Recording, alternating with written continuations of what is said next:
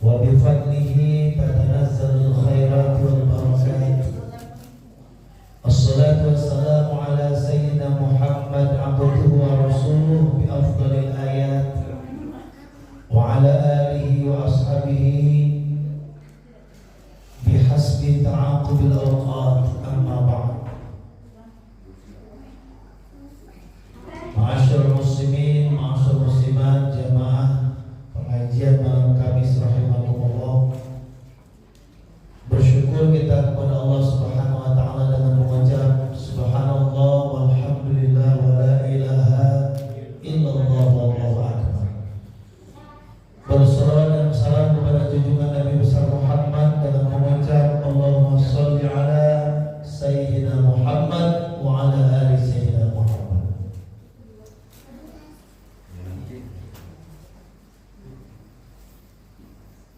Hadirin wal hadirat jamaah rahimakumullah.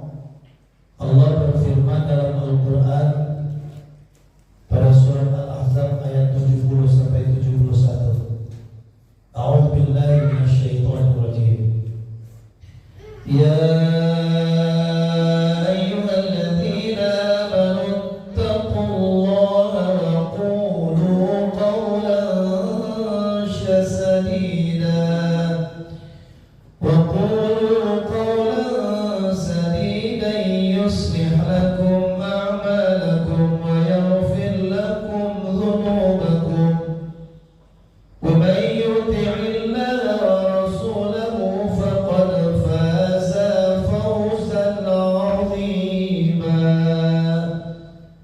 Artinya, ya ayyuhalladzina amanu taqullah, wahai orang-orang yang beriman, bertakwalah kepada Allah. Wa qulu qawlan sadida, dan katakanlah perkataan yang benar. Qawlan sadida, perkataan yang benar. Yuslih lakum a'malakum, niscaya Allah akan memperbaiki a'malakum.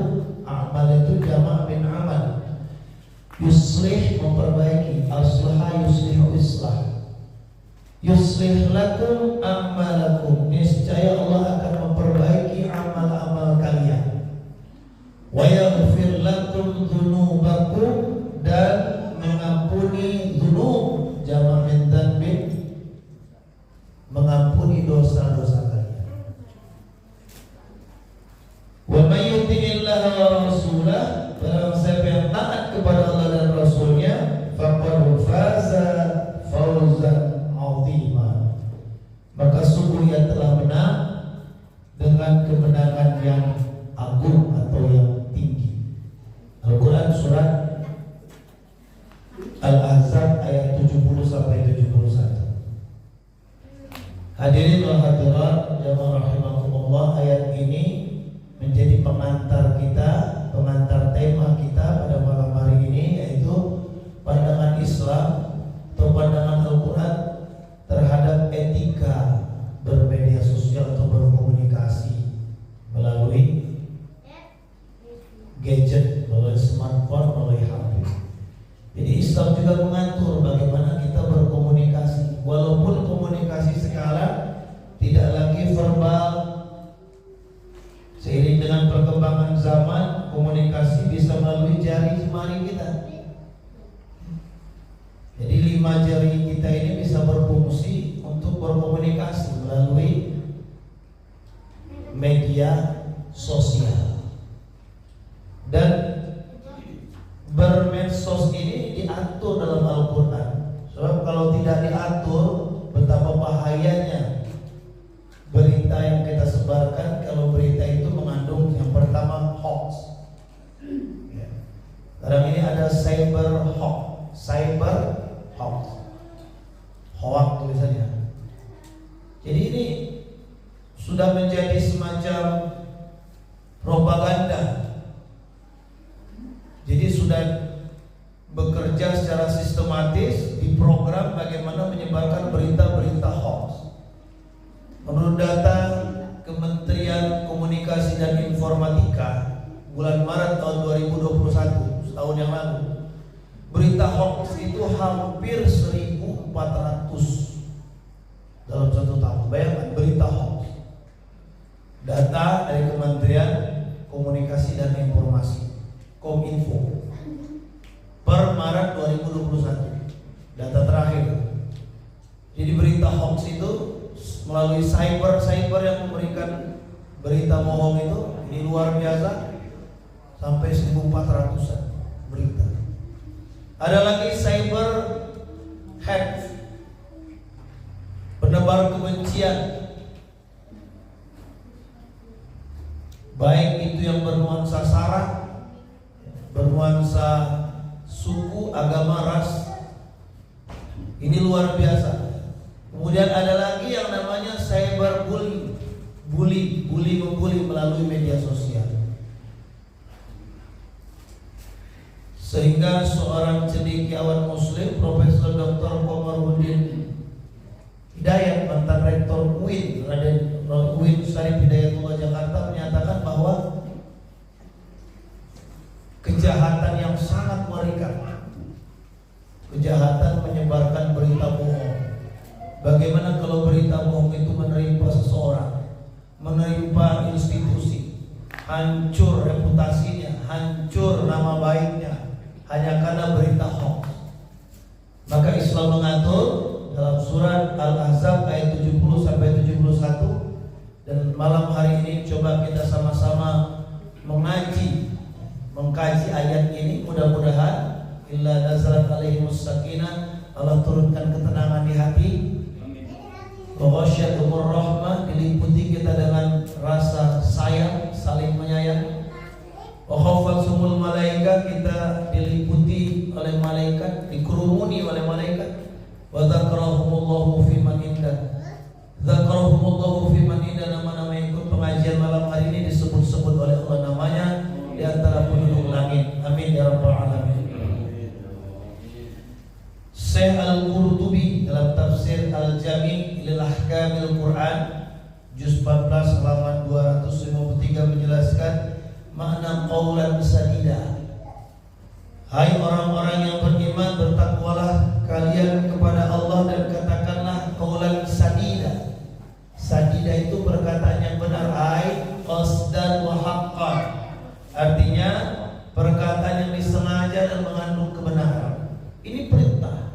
Al-aslu fil amri lil wujub. Perintah dalam Al-Quran itu, dalam nas Al-Quran itu menunjukkan kewajiban. Apa itu wajib? Yusabu ala fi'lin wa yu'aqabu ala tarki. Dikerjakan dapat pahala. Subhanallah. Kita mengatakan perkataan yang benar dapat pahala. Sebaliknya kalau kita mengatakan perkataan yang tidak benar atau berita bohong, haditsul ifki, berita hoax, maka yuraqabu ala tarki, akan mendapatkan iqab, akan mendapatkan balasan, akan mendapatkan dosa dari Allah Subhanahu wa taala. Wal qaul syaddad yaqumul khairat, perkataan yang benar akan mengandung kebaikan. Jadi berbanding lurus, berkata benar mengandung kebaikan. Qaul syaddad yaqumul khairat, perkataan yang benar mengandung kebaikan. Artinya apa kebaikan hasan itu? Pahala. Jadi kalau kita berkata yang baik, berkata yang benar, berarti kita mendapatkan pahala. Maka saya pernah sampaikan waktu itu, ada zikrullah, ada zikir syaitan. Tadi baru saya di jalan itu saya lihat ada orang ribut. Gak tahu senggolan apa, serempetan apa, berhenti mobil, motor berhenti. Wow, itu udah keluar kata-kata yang kasar, yang kotor, sumpah serapah, caci maki. Itu zikir setan. Ya. Zikir setan. Awas, kalau zikir setan berarti mengandung kejahatan. Kalau zikrullah, perkataan yang baik, mengandung hasanat, kebaikan. Perkataan yang benar mengandung kebaikan, mengandung pahala. Istighfar, astagfirullah, subhanallah, masya Allah, alhamdulillah, subhanallah, itu mengandung kebaikan, ada pahalanya semua itu. Tapi sebaliknya zikir syaitan, kebun binatang, perkataan yang kotor, na'udzubillah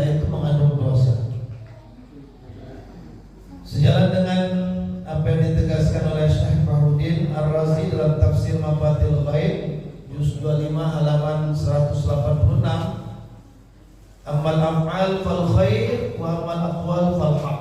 Ini rumusnya, kalau berbuat itu harus baik, berbuat baik namanya. Amal af'al khair, maka ada amal khair atau amal saleh.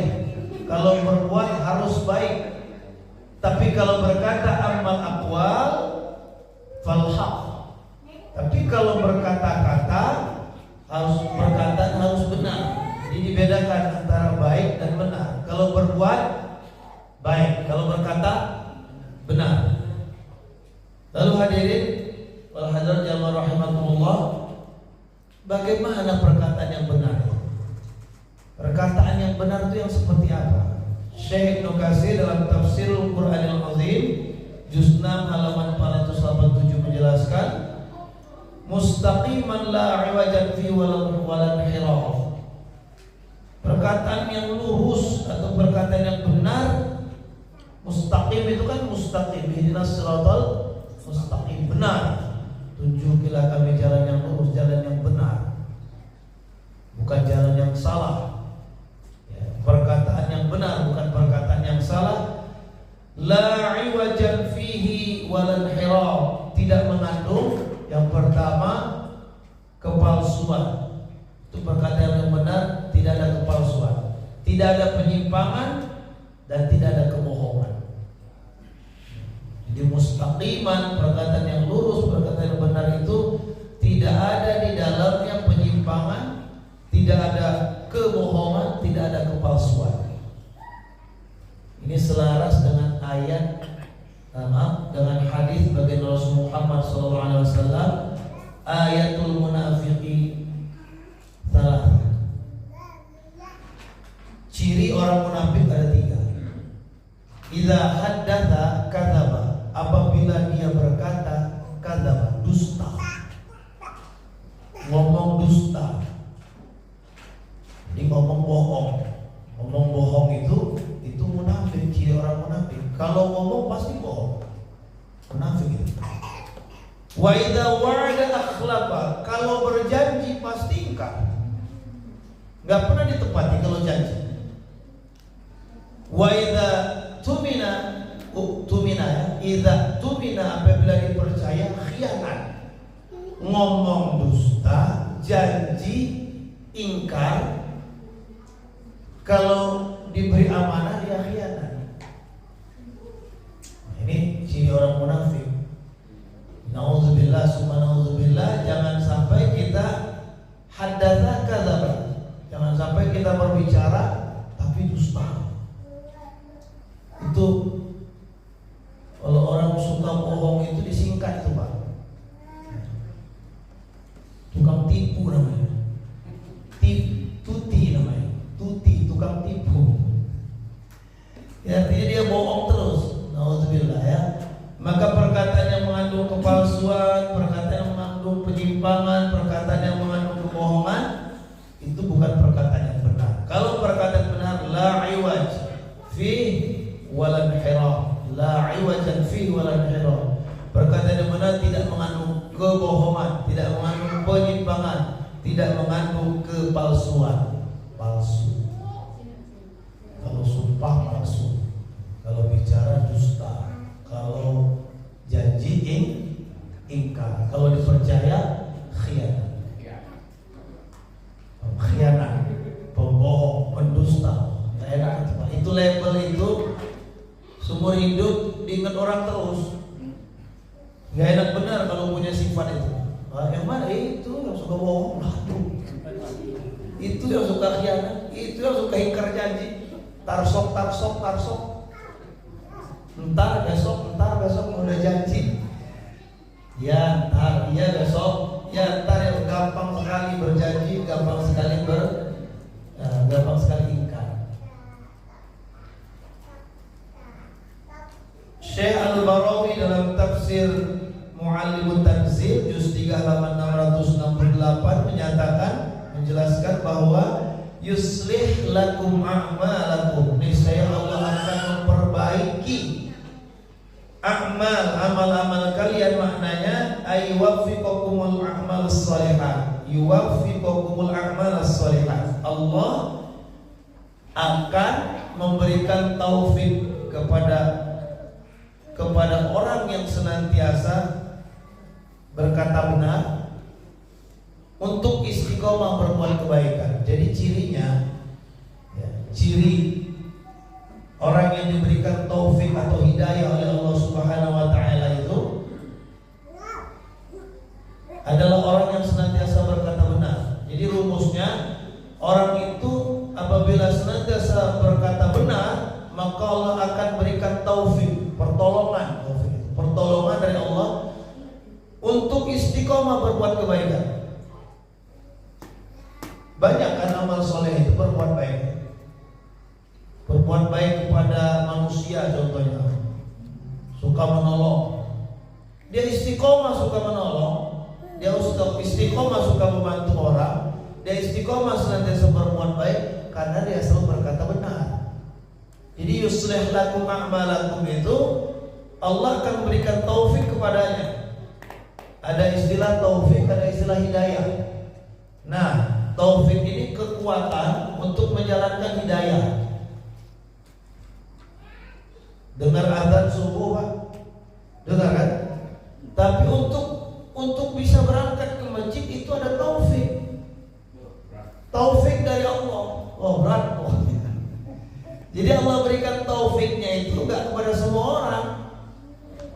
Ya.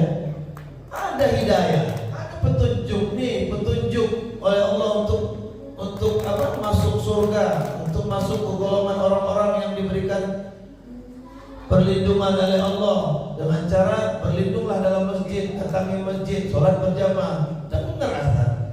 Tapi untuk menuju masjid, untuk menuju panggilan Allah itu butuh yang namanya taufik. Allah akan memberikan taufiknya kepada siapa?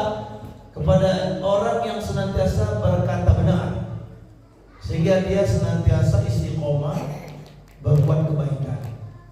Begitu. Sholat ini perbuatan baik. Bisa istiqomah berbuat baik, bisa istiqomah sholat berjamaah, itu karena taufik, pertolongan Allah. Diberikan kepada siapa?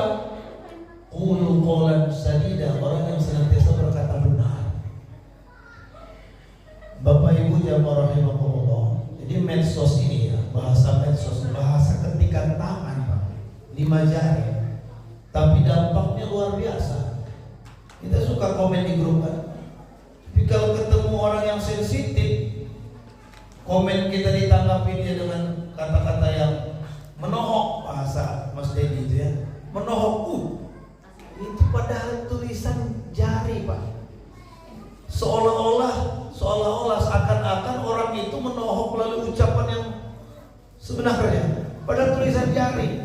Ketemu belum tentu, Pak. Ketemu belum tentu, namanya bahasa tulisan. Orang bahasa ucapan saja, tapi tidak ketemu langsung dengan orangnya, bahasa telepon. Berbeda dengan bahasa sesungguhnya ketika sudah berhadapan-hadapan. Kadang-kadang kita menanggapi perkataan orang melalui tulisan, melalui chat, messenger dan lain sebagainya, sudah sedemikian rupa. Mohon maaf, kita ini kan kadang-kadang sensitif sekali. Ketika chat seseorang dijawab datar saja udah mulai bikin jauh. Apa ini? Salah apa sama dia?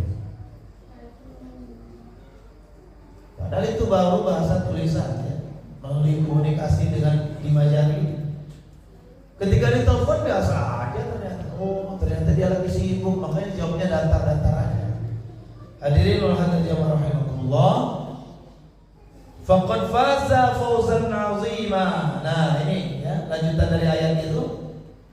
Orang yang berkata benar nanti diperbaiki oleh Allah amal-amalnya, diampuni oleh Allah dosa-dosanya, dan dia termasuk orang yang menang yang kemenangan yang besar yang agung itu seperti apa? Dan Allah akan mengampuni dosa-dosanya, lalu memasukkannya ke dalam surga. Ini kemenangan yang sebenarnya. Menang di dunia ini, menang apa misalnya? Main apa? Bulu tangkis, main sepak bola, Main apa lagi? Main gaplek menang, main leng menang. Itu bukan fawzan azimah, bukan kemenangan yang besar, kemenangan dunia Pak. Tapi kemenangan yang besar itu kelak di akhirat. Fawzan azimah dimasukkan ke dalam surga. Ya syukur alhamdulillah di dunianya menang, musabaqah ini menang, festival ini menang, perlombaan ini menang, di akhirat masuk surga. Alhamdulillah. Tapi apalah artinya? Menang main gaplek, menang main bulu tangkis, menang main ini, tapi nggak jelas ke akhiratnya. Dapat kemenangan di akhirat enggak? Ini kan kita sering ikut lomba-lomba menang, oh dijejerkan pialanya, sertifikatnya, ditempel penuh. Masuk surga enggak kira-kira ini? Urusannya ini. Ya. Kalau kemenangan dunia tentu ada kemenangan yang lebih berharga, kemenangan di akhirat, fawzan azimah, kemenangan yang besar, yaitu masuk dalam surganya Allah Subhanahu wa taala. Inilah kemenangan yang agung. Buat siapa sih? Buat orang yang bertakwa, yang menjaga perkataannya. Sehingga ada dalam hadis al-jannatu mushtaqatun ila arba'in nafar. Ila arba'ati nafar. Surga itu merindukan 4 golongan manusia. Salah satu di antaranya wahafidhil lisan, orang yang menjaga lisan, menjaga perkataan ini, rindu betul surga sama dia. Ada lagi qaulus sahabah, ini mahfuzun, perkataan ulama, salamatul insan fi hifdzil lisan, keselamatan manusia di dunia sampai di akhirat dalam menjaga lisannya. Boleh jadi kalau orang nggak menjaga lisan nggak selamat di dunianya, dan naudzubillah nggak selamat juga di akhiratnya. Ada istilah pepatah ini, apabila pedang melukai tubuh masih ada harapan sembuh. Ini keselewak ini, atau kena pisau atau kena apa, sembuh sebulan sembuh. Tapi kalau lidah lukai hati, kemana obat hendak dicari? Kata-katanya luar biasa dalam ini. Maka hati-hati, lidah ini memang tak bertulang, tapi gak bertulangnya lidah ini bisa menembus kedalaman hati. Wih, sakit hati benar saya. Wih, ini kata-kata. Kita ini bukan nabi, bukan rasul. Rasul mau dikatain apa aja, mau diomongin apa aja, gak nyampe ke hati beliau. Jangankan diomongin, disakiti, kulitnya ini berdarah-darah Rasul, tapi gak sakit hatinya. Berdarah kulitnya tapi gak berdarah hatinya. Itu Rasul. Kita ini mau niru Rasul ini levelnya itu baru terbiasa ya. Awal terpaksa, yang kedua terbiasa, yang ketiga nikmat, yang keempat ikhlas. Jadi kalau Rasul itu udah makom paling tinggi, mukhlisin, orang yang betul-betul ikhlas. Jadi hidup di dunia ini ikhlas, berbuat apapun ikhlas. Ketika menerima balasan perbuatannya itu bukan balasan kebaikan, dia berbuat baik tapi dibalas dengan keburukan, tapi gak sakit hatinya. Ya. Itulah bagi Rasul tauladan kita. Tentu dari hadis-hadis bagi Rasul Muhammad SAW, beliau bersabda, "Man kana yu'minu billahi wal yawmil akhir falyaqul khairan aw liyasmut." Ini kata-kata Nabi, sabda Nabi. Barang siapa beriman kepada Allah dan hari akhir, falyaqul khairan, hendaklah dia berkata baik. Seumur hidup berkata baik atau diam. Ada bapak-bapak disebut Pak Meneng. Ada Pak Meneng ya, dia lebih baik begitu Pak, lebih baik diam daripada berkata tapi tidak baik, menebar kebohongan, menebar kepalsuan, menyakiti hati orang. Lebih baik diam. Maka ini perintah bagi Rasul, falyaqul khairan. Kalau perintah Allah wajib. Kalau perintah Allah itu dalam Al-Quran menunjukkan kewajiban. Ini perintah bagi Rasul Muhammad SAW. Barang siapa beriman kepada Allah, berarti ciri orang beriman kepada Allah dan hari akhir itu dia senantiasa berkata yang baik, berkata baik.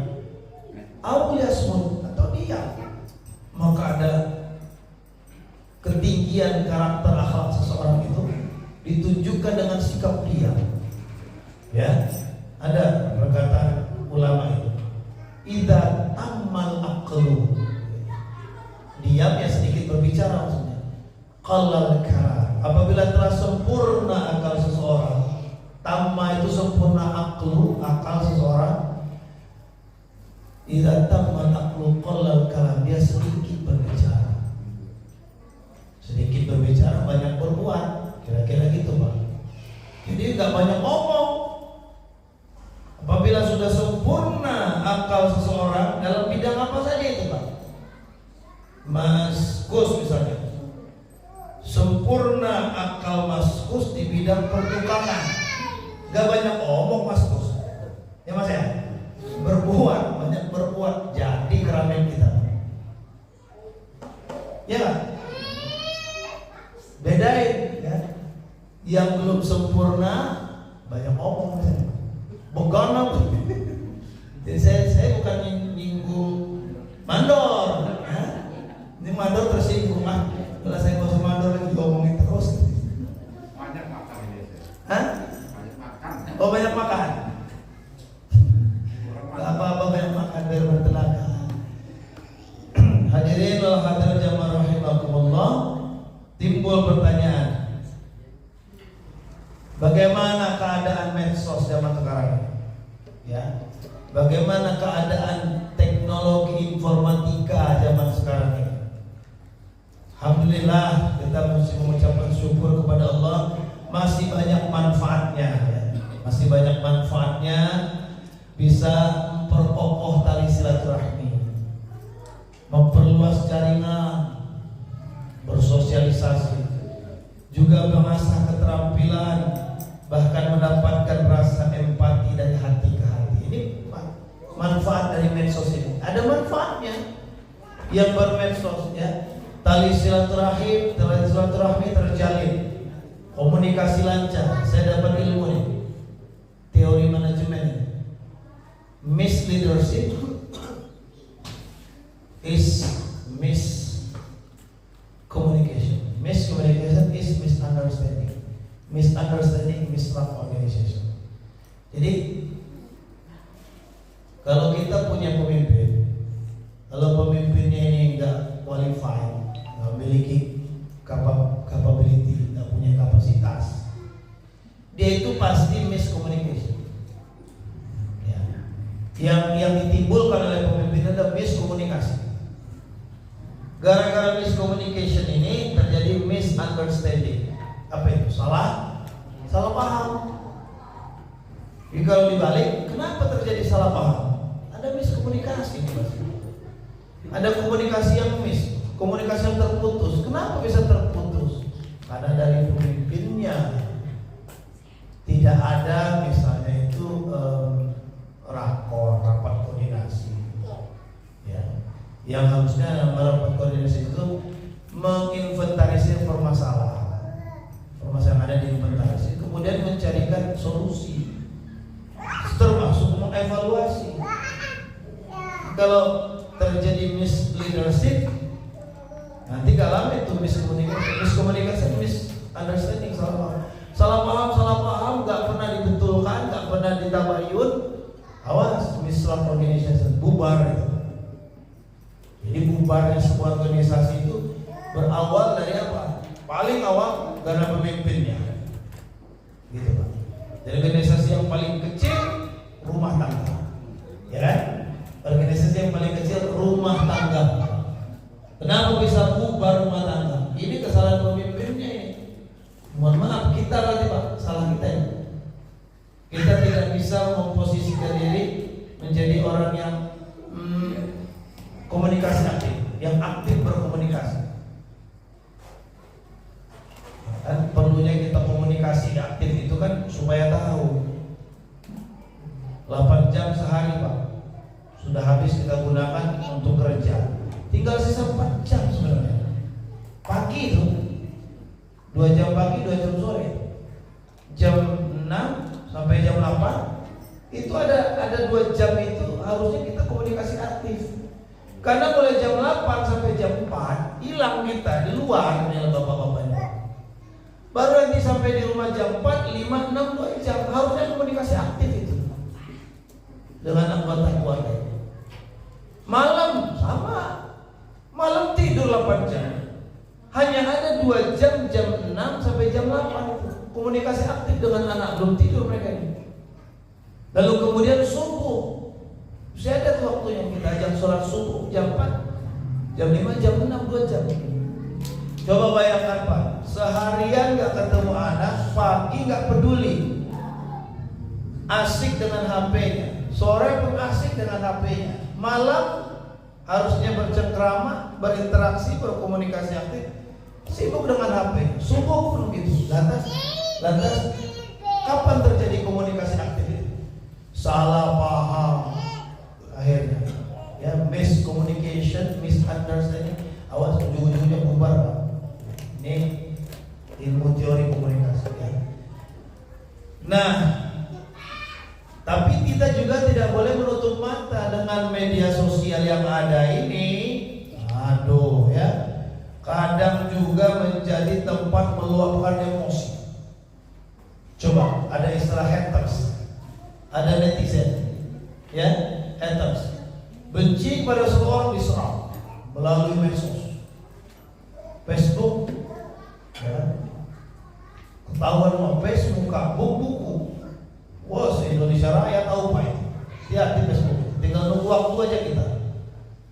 Ya. Ada yang mengkloning akun kita, ada yang membajak akun kita. Kita dianggap minta duit, muntang-muntang ke orang-orang. Wah, ini medsos ini ya. Membahayakan diri sendiri, masuk nih ibu-ibu nih, suka foto-foto selfie, kemudian upload foto pribadi. Ingatkan Pak istrinya Pak, ya. Kalau istrinya masih suka foto selfie, kebetulan auratnya terbuka, Bapak kebagian jariahnya itu, jariah dosa, ya kan? Maka diingatkan, saya termasuk yang pernah diingatkan oleh teman saya seorang kiai. Ji, itu foto istri antum kok diupload itu nggak pakai jilbab? Astagfirullah. Lupa ternyata foto dulu barangkali.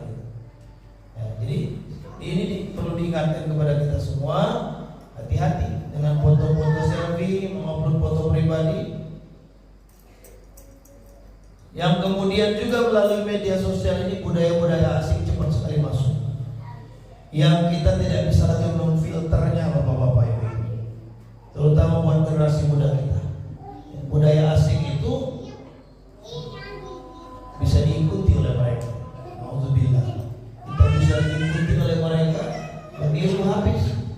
Zaman sekarang ini Pak, mohon maaf ya, karena dengan adanya artis-artis yang populer, Korea, K-pop, Korea pop, Masya Allah, ngumpulin duit Pak, giliran ketika artisnya itu datang ke Indonesia hanya karena pengen melihat konser.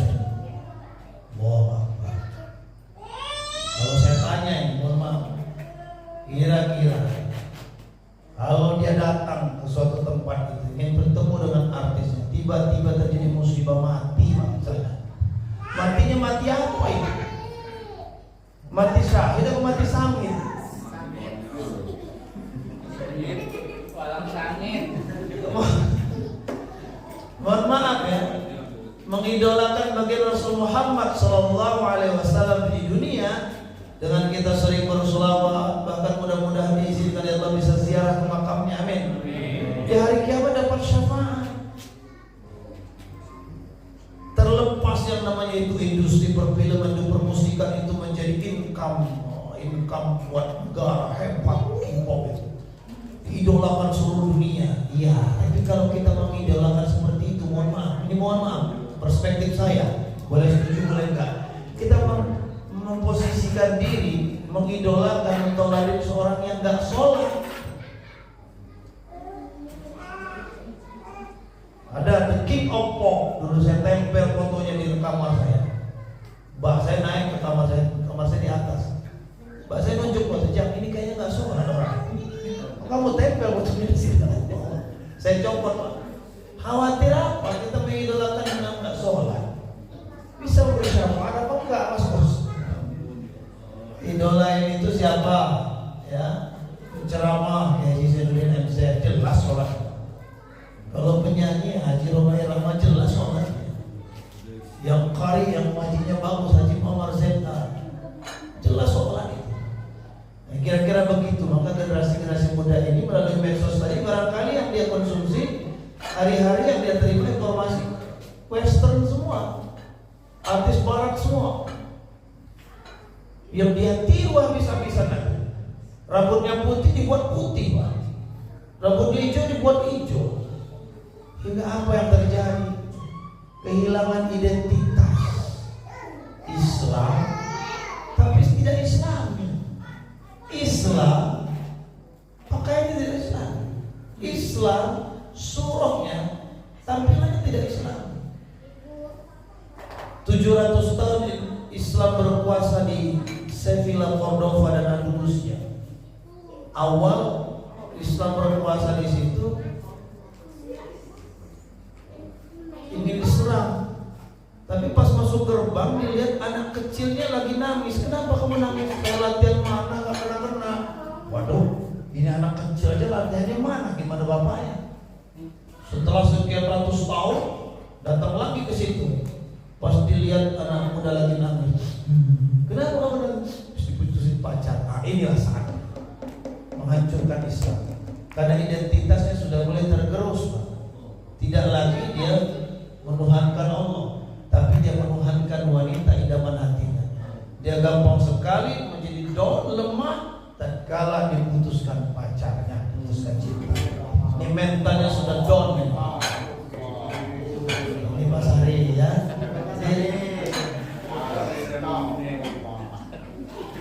Labil ya. Ababil. Ini remaja kita dengan gadget ini ibarat pisau bermata dua. Ya, medsos ini pisau bermata dua. Bisa berdampak positif, tapi juga bisa berdampak negatif. Luar biasa Pak. Pornografi, porno aksi itu racunnya generasi kita. Mau jadi apa generasi kita Pak? Ya, malam hari dia nggak tidur dengan game. Malam hari dia main game, malam hari dia hanya nonton berita-berita. Nggak tidur Mas, matanya cepu, badan kurus, kamu makan, lama-lama matanya sinder. Maaf.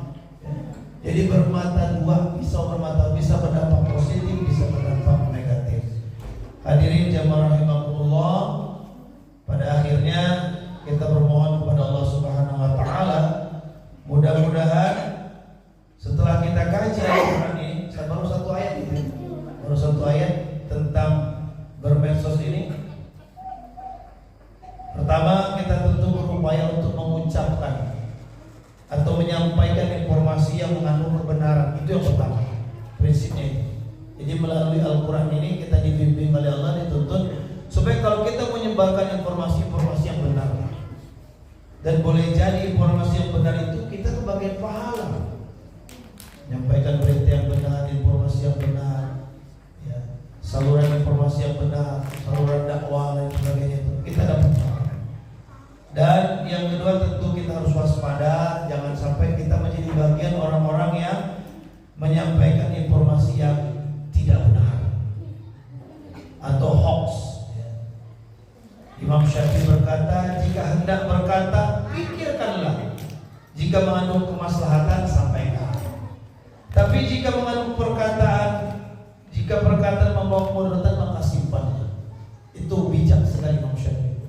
Ya, ingin menyatakan sesuatu perkataan yang kira-kira mendatangkan mudarat, udah diam aja, nggak usah disampaikan. Tapi kalau mengandung masalah, sampaikan. Jadi berpikir dulu sebelum berkata. Ini saja barangkali bisa saya sampaikan. Mudah-mudahan sedikit yang kita pelajari pada malam hari ini terkait etika kita bermedsos, perspektif Al-Quran membimbing kita untuk menjadi orang yang beriman kepada Allah dan hari akhir, dengan cara kita berkata yang benar atau minimal kita diam kalau tidak bisa berkata yang benar. Ini saja barangkali kita tutup dengan doa kifaratul majlis. Subhanallah wa bihamdihi, subhanallah. juga